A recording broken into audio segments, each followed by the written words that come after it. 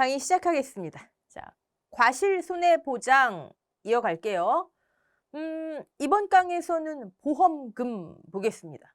여러분, 우리 농금원 이론서 보시면 1권, 그러니까 1과목이 있고 그다음에 2권, 2과목이 있죠. 제가 초반에도 말씀드렸지만 엄연하게 영역이 분리되어 있습니다.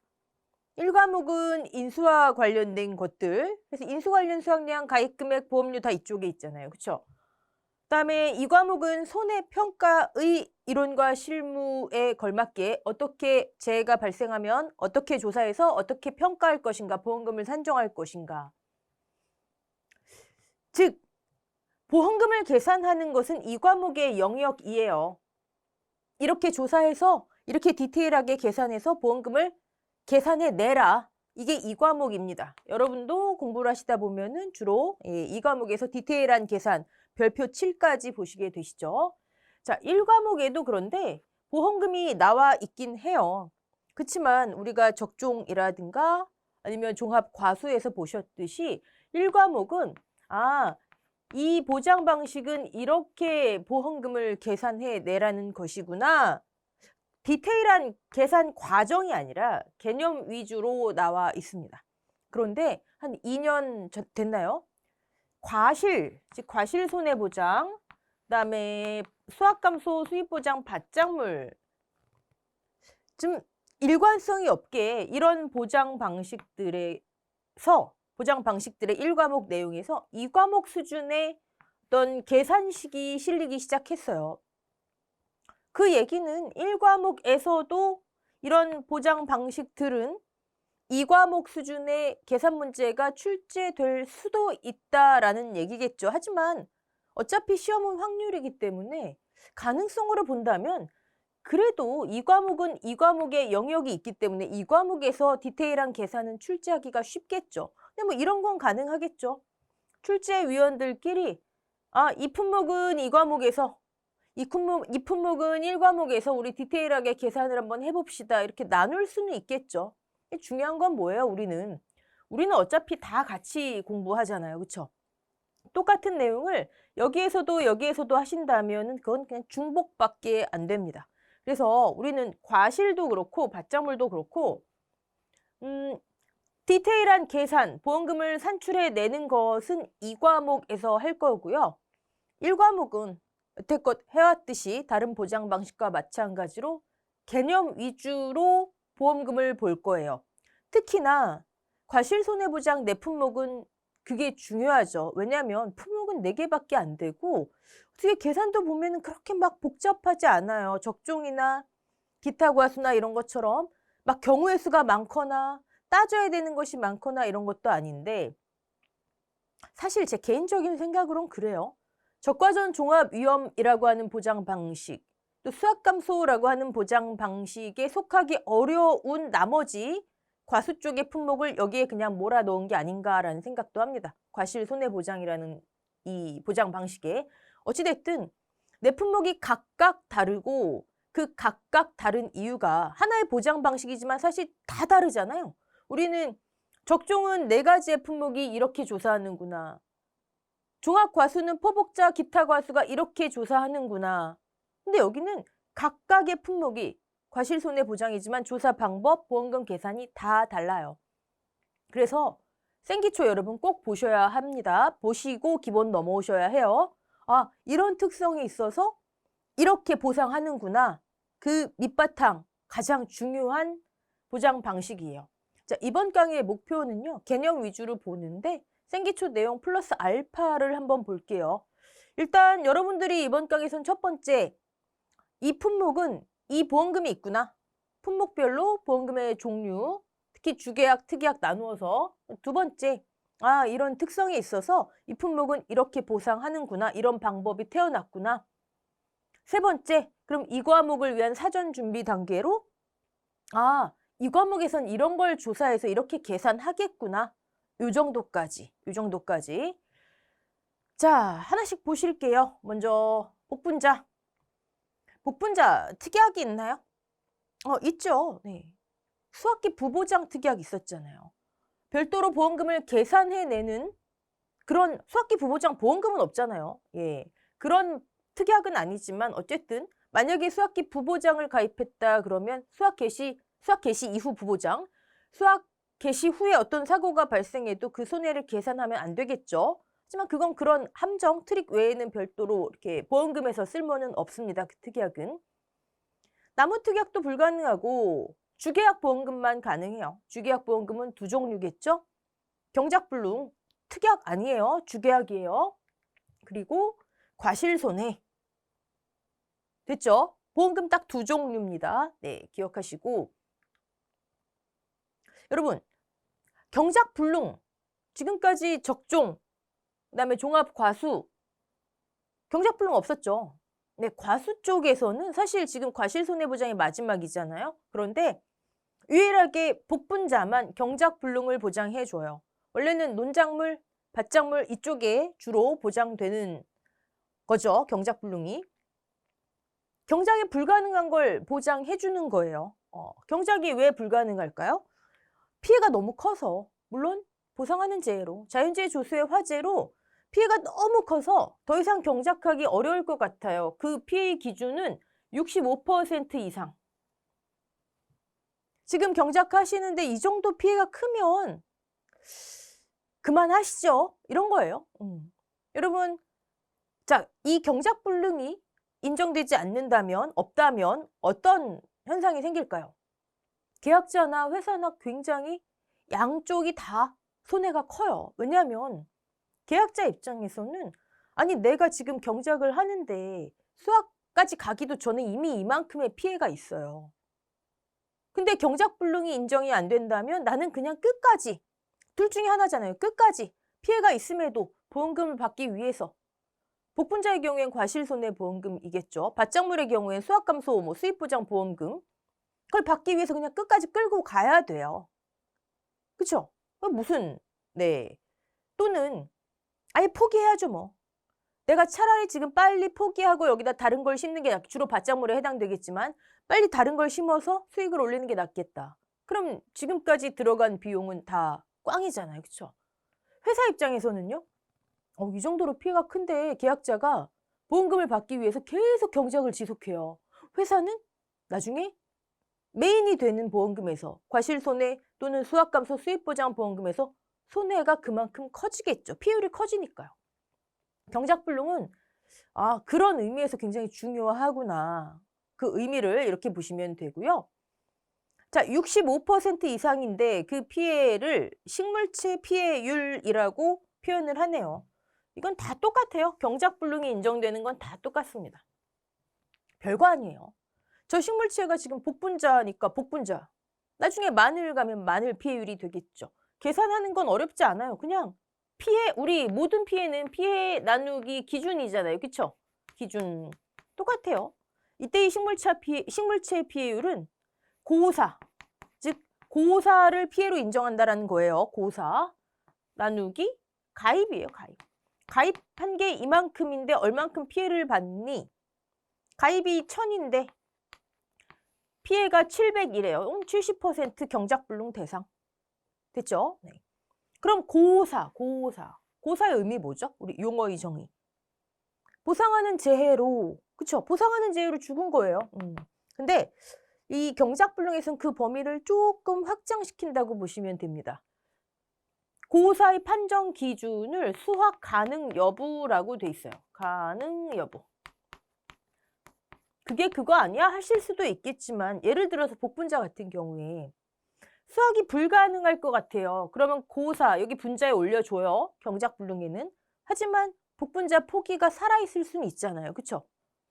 그래서 고사지만 약간 범위를 확장시켜 주는구나 까지만 너무 깊게 생각하실 건 없고요. 좋아요. 그러면 지금 70%이 예시에는 해당이 되죠. 네. 65% 이상이니까 초과 이상 이런 거 은근히 신경 쓰셔야 됩니다. 계약자가 경작불능보험금을 신청한 경우 지급하래요. 신청한 경우? 신청하지 않는 경우도 있나 봐요. 네. 일단 보험기간 내에 사고가 발생했어요. 그럼 계약자가 우리 사고 발생했으니까 나와주세요 하시는 분도 계실 거고 우리 경작불능보험금 신청해도 될까요? 좀 디테일하게 아시는 분은 그렇게도 신청하실 거고. 그러면 둘 중 하나잖아요. 그쵸? 평가사분이 가셔서 조사를 해봤더니 첫 번째 식물체필이 여기처럼 65% 이상일 것 같아요. 이런 케이스. 두 번째, 65%는 안 될 것 같아요. 미만인 케이스. 둘 중에 하나일 거 아니에요. 그쵸? 자, 65% 미만이면 경작불능은 상관이 없는 거겠죠. 하지만 분명히 피해는 있겠죠? 피해는 있겠죠?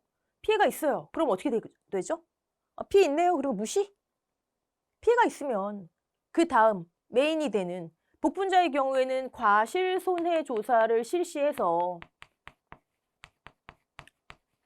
과실손해보험금을 지급하겠죠. 즉 65% 미만의 피해라면 과실손해조사 대상 농지가 돼요. 밭작물, 수확감소보장 밭작물이라면 수확량조사 대상 농지가 돼서 수확감소보험금을 지급하게 되겠죠. 그쵸? 피해가 있는 건 확실하니까요. 자, 65% 이상이다. 그럼 또 여기서 두 가지로 나뉘어져요. 계약자가 보험금을 신청했대요. 신청. 그럼 보험금을 지급받겠죠. 그쵸? 근데 보험금을 지급하는데 보험회사가 65% 이상이고 신청하셨으니까 오케이. 과거에는 그랬는데 한 3, 4년 전부터 여기에 들어왔죠. 지급 조건이 들어왔어요. 산지 폐기, 시장에 유통되지 않았음. 즉 보험금도 받고 만약에 수확이 가능한 것만 따로 건져서 판매해서 이득을 보면 안 된다라는 거죠. 근데 이것을 경작불능 후조사라고 명명하기 시작했어요. 얼마 안 돼요. 이거 들어온 지. 경작불능이 보장되는 모든 품목에 동일하게 적용이 됩니다. 좋아요. 그러면 확인을 했더니 시장에 유통되지 않았고 다 산지 폐기해버렸대요. 그럼 오케이. 보험금을 지급해요. 지급하면 어떻게 되나요? 계약이 끝나죠. 계약 관계가 소멸돼요. 소멸. 자, 지금 수확기 종료 시점이 아니잖아요. 그쵸? 우리 경작불능 보장기간 보셨지만 다 수확 개시 시점이에요. 여기서 여기까지가 보장기간이에요. 왜요? 수확이 개시됐다는 거 경작 다 했다는 얘기잖아요. 그쵸? 그러면 이 시점에 조사했더니 해당이 돼서 보험금 지급했어요. 계약이 끝났어요. 남은 기간 있으니까 남은 기간의 보험료를 환급해야 되겠네요. 우리 환급보험료 있잖아요. 남은 기간, 미경과 비율. 이게 트릭이에요. 페이크. 여러분, 환급보험료의 사유는 뭐죠? 계약이 무효. 우리 농금원 이론서에 보장 방식마다 계속 반복돼 있잖아요. 저희는 지금까지 과수 너무 머리 아프니까 이거 가장 디테일하게는 논이나 밭작물 가서 보기로 하겠습니다 했지만 제가 중간중간 언급했잖아요. 무효. 계약이 무효. 책임 있든 계약자 피보험자의 책임 있는 사유든 책임 없는 사유든 효력 상실 또는 해지예요. 경작불능보험금 지급으로 인한 거 아니라고요. 요거 이 관계는요. 여기서는 보험 우리 1차 상법의 내용이죠. 계약자는 보험료 납입 의무를 다 했고 보험자는 보험금 지급 의무를 다 했고 서로 의무를 이행을 다 한 다음에 계약관계가 끝난 거예요. 자, 환급보험료 계산하면 안 됩니다. 여기서 환급보험료 이런 거 트릭 조심하세요. 근데 65% 이상인데 계약자가 미신청하는 경우가 있대요. 아니, 이 계약자는 왜 미신청할까요? 이 경우죠.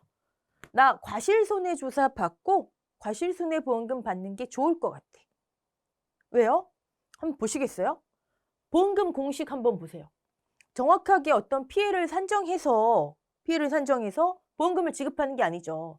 수확감소보험금 또는 적종 과실손해보험금 이런 것처럼 피해를 산정해서 하는 게 아니라 내가 가입했을 때 얼만큼 자기부담 비율을 설정했지? 그거에 따라서예요. 내가 만약에 40%형이에요. 그러면 지급받는 게 가입 금액의 30%. 근데 가입 금액도 내가 만약에 적게 산정했어요. 굉장히 적잖아요. 그쵸? 그러니까 계약자 입장에서는 차라리 나는 계속 끌고 가서 본 보험금, 과실손해보험금 받고, 받장물이라면 수학감소보험금 받고, 또 여기까지 가면 수확을 할 수 있잖아요. 그럼 판매 수익도 올릴 수가 있겠죠. 난 두 개를 다 할래. 이런 케이스인 거죠. 자, 그럼 미신청했으면 이 경우도 본 보험금을 받기 위해서 과실손해조사, 과실손해보험금 대상이 되겠죠. 이해되시죠? 근데 이 케이스가 되면 회사 입장에서 좋을까요? 아니면 회사 입장에서 이렇게 생각할 수 있는 거예요. 계약자가 보험금을 받고 수익을 더 올리기 위해서, 계약자 입장에서는 충분히 할 수 있는 선택지 중에 하나지만 회사 입장에선 이렇게 되면 손해율이 너무 높아진다가 되는 거죠. 자, 그러다 보니 지금 복분자하고는 관계없지만 몇 년 전부터 벼, 콩, 그다음에 팥 이런 품목들은 65% 이상이 되면 이거 못해요. 그냥 무조건 경작불능보험금 받고 끝 이렇게 바뀌었어요. 앞으로 이게 더 해당되는 품목이 추가될 수도 있겠죠. 네, 현재로서는 벼, 콩, 팥만 이래요. 네. 자, 그렇구나. 그래서 여기 신청한 경우라고 나오는구나. 오케이. 자, 가입금액 곱하기 자기부담 비율에 따른 일정 비율. 어디에는 그냥 일정 비율만 돼 있다고 해서 이거 자기부담 비율 아닌 거 아니에요? 근데 다 보시면 자기부담 비율에 따라서 계산하게 돼 있어요. 근데 여러분, 너무 쉽잖아요. 그쵸? 그럼 이거 계산 문제가 나올까요? 제가 볼 때는 글쎄요. 이 과목에서 이거 계산 문제 나온다면은 너무 그쵸? 네, 시간 낭비 같아요. 1과목에서는 가능하겠죠? 그럼 우리가 신경 써야 된 거는 이게 뭐 계산이 어려운 게 아니니까 어딘가 분명히 함정이 있을 거예요. 함정? 첫 번째, 65% 이상인가? 65% 이상. 아니, 해봤는데 이게 500이래요. 그러면 50%잖아요. 근데 우리는 무조건 경작불능보험금을 구하시오 하면은 그냥 구해버리는 거예요. 그쵸? 지급 대상. 두 번째, 후조사 대상인가? 그쵸? 어딘가 구석에, 문제 구석에 시장에 뭐 유통했다. 뭐 일부를. 뭐 이런 식으로. 네.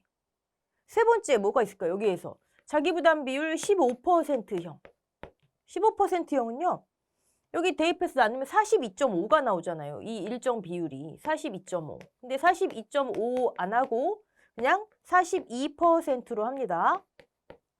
요거. 또는 여기에서 나오는 게 지금 복분자는 아니지만 농업수입보장보험금. 자기부담 비율이 아예 20%부터 시작되는 친구들 있잖아요. 뭐 최저 자기부담 비율을 선택했다. 그럼 우리도 모르게 습관적으로 10%. 양배추 같은 거 주의하셔야 되겠죠? 왜? 과거에는 15% 없이 수입보장에서, 수학감소보장에서, 수학감소보장. 수입보장은 아예 20%부터니까 여러분이 그것만 조심하시면 되는데 모든 품목이 10, 15가 없다. 이것만 생각하시면 되는데 수학감소보장 양배추 같은 경우에는 15%형이 생겼잖아요. 그런 거 네. 조심하시면 됩니다. 자, 모든 경작불능 보장은요. 똑같아요. 이게 똑같아요. 세 가지 품목만 주의하자고요. 똑같다면서 그쵸? 또 일단 첫 번째 분질미가 있어요. 분질미? 분질미 뭐지? 쌀가루 만들기 위해서 재배하는 벼. 새로 들어왔어요. 10회부터 추가될 거예요. 이미 약관엔 추가되어 있고 논작물에 들어가죠? 논작물. 그럼 벼가 이제 벼, 조고기, 일반 벼와 분질미로 나뉘고요. 그 다음에 조사료용 벼로 나뉘는 거예요. 근데 조사료용 벼는 아예 품목이 나뉘어지는 거죠. 조곡과 일반 조곡과 조사료용 벼. 자, 이 분질미는 이 퍼센트가 달라요. 다 65% 이상이면 해당되는데 분질미는 60% 이상으로 해줘요. 좋은 건가요? 좋은 건가요? 여러분, 적종에서 우리 착과감소보험금 보장 수준 50%, 70% 좋은 건가요? 한 번쯤 생각하자고요. 그냥 암기 마시고. 허들이 낮춰졌잖아요. 얘는 만약에 1000제곱미터인데 550이래요. 아니, 저기 630 해볼까요? 가운데 630. 그러면 복분자를 비롯한 다른 품목들은 경작불능 대상이 안 돼요. 나누기 1000 하면 63%잖아요. 그쵸? 하고 싶어도 안 돼요. 근데 분질미는 60% 허들을 낮췄기 때문에 요거 신청이 가능하다는 얘기죠. 자, 그 다음에 세 가지 품목 중에서 두 번째는 조사료용 벼하고 그다음에 사료용 옥수수가 있어요. 이 친구들은 경작불능 보험금만 돼요. 논작물, 밭작물에서 조사료용 벼, 사료용 옥수수. 근데 계산이 달라요. 계산이 아예. 네. 그럼 그때 가셔서 하시고 지금은 이런 것만 뭐 다루구나. 지금 이거 막 하려 하지 마세요. 네. 머리 터집니다. 지금은. 하지만 체크해 두시면 한 번쯤 생각해 두시면 나중에 조금 편해지죠. 오케이.